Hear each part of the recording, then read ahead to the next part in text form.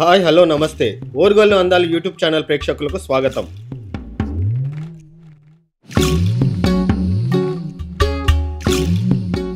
ఈరోజు మనం చూడబోయే ఆలయం శివునికి లింగంలో మూడో కన్ను ఉన్న ఆలయం. నాగేంద్రుడు శివునికి కాపలాగా ఉండే ఆలయం. రాత్రిపూట పార్వతీదేవి అమ్మవారు గుడిలో ఒంటరిగా తిరిగే ఆలయం. ఇలాంటి ఎన్నో విశిష్టతలు కలిగి ఉన్న నవనందులలో ఒకటైన సూర్యనంది ఆలయాన్ని చూడబోతున్నాం.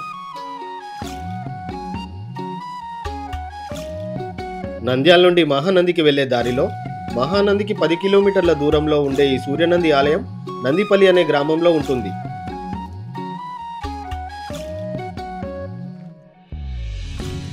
ఈ ఆలయంలో ప్రధాన దైవం శివుడు మరియు పార్వతీ అమ్మవారు కూడా ప్రతిష్ఠించబడినారు.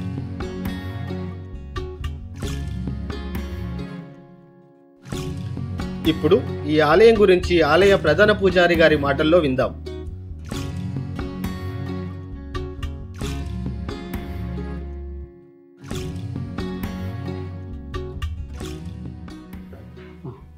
నమస్కారం అండి. నా పేరు కృష్ణచంద్ర శర్మ.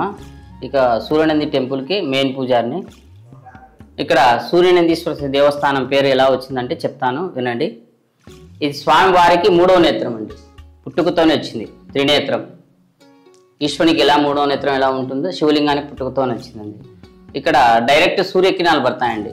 ఏప్రిల్ నుంచి జూన్ వరకు తూర్పు నుంచి సూర్యకిరణాలు పడతాయి. స్వామివారి పైన ఇక్కడ పడతాయి, తర్వాత అమ్మవారి పైన కూడా పడతాయి. ఇక్కడ పూర్వం సూర్య భగవానుడు తపస్సు చేశాడు శివుని గురించి, అందుకని సూర్యనందీశ్వర దేవస్థానం పేరు. నవనందుల్లో 9వ నంది, చివరి నంది అండి. క్రీస్తుపురం 16వ శతాబ్దం శ్రీకృష్ణ దేవాలయ టైంలో నందన రాజ ప్రతిష్ఠ చేశాడు స్వామివారిని ఇక్కడ. తర్వాత అప్పట్లో అన్నాజీ అనే రాజుతో వచ్చారు ఇక్కడికి. శ్రీ పోతులూరు వీరబ్రహ్మం గారు వచ్చి స్వామివారిని దర్శనం చేసుకొని ఈ యొక్క సూర్యనంది క్షేత్రం 12 ఆమడ పట్టణం అవుతుందని చెప్పాడండి. నిదానంగా ఈ యొక్క క్షేత్రం మహానంది మాదిరిగా వెలుస్తుందని చెప్పాడండి. తర్వాత ఇక్కడ కార్తీక మాసంలో విశేషంగా అభిషేకాలు కుంకుమార్చనలు బాగా జరుగుతాయండి. తర్వాత కార్తీక పౌర్ణమి నాడు స్వామివారి ఉత్సవ విగ్రహాలు ఉన్నాయి ఇక్కడ. గంగా, ఈశ్వరుడు, పార్వతి ఈ 3 విగ్రహాలకు వచ్చేసి కార్తీక పౌర్ణమి నాడు ఉదయం 11 గంటల ప్రాంతంలో కళ్యాణ మహోత్సవం జరుగుతుంది. ఇక్కడ జనాలు బాగా వస్తారు, స్వామివారి అనుగ్రహం పొంది ఈ యొక్క అన్నదాన కార్యక్రమాలు కూడా జరుగుతాయి ఇక్కడ. విశేషంగా ఇక్కడ కార్తీక మాసం సోమవారం పూటల్లో ఏకవార రుద్రాభిషేకాలు జరుగుతాయి, పంచామృత అభిషేకాలతో స్వామివారి. తర్వాత అమ్మవారి కుంకుమార్చనలు జరుగుతాయి. తర్వాత శివరాత్రికి స్వామివారికి ఉదయం పంచామృత అభిషేకాలతో, రాత్రి 12 గంటల అట్లా లింగోద్భవ కాలంలో స్వామివారికి అభిషేకము. తర్వాత 3 గంటలకు తెల్లవారుజామున కళ్యాణం జరుగుతుంది. ఈశ్వరుని గంగా పార్వతి కళ్యాణం కూడా జరుగుతుంది. శివరాత్రికి మహావైభవంగా స్వామివారికి ఇక్కడ పూజలు బాగా జరుగుతాయి.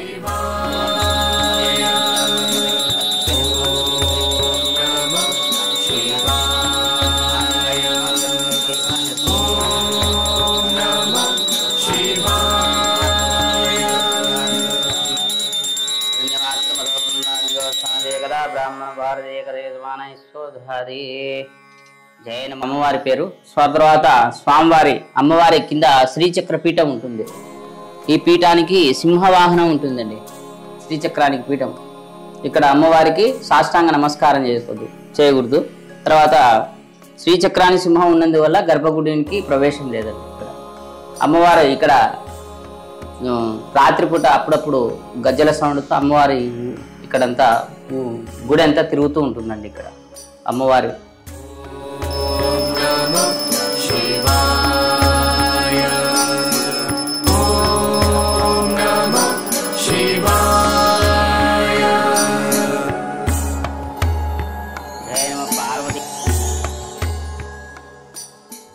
బ్రహ్మంగారి కాలజ్ఞానం ప్రకారం కలియుగాంతంలో వీరభోగ వసంతరాయలు ఈ ఆలయంలో కొన్ని రోజులు గడిపి మహానంది క్షేత్రానికి వెళ్తారని చెప్పబడింది.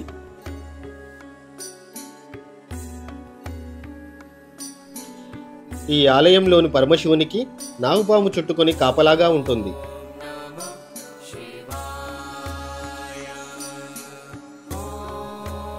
ఈ ఆలయంలో కార్తీక పౌర్ణమి, శివరాత్రి పర్వదినాలు పెద్ద జాతరగా జరపబడతాయి.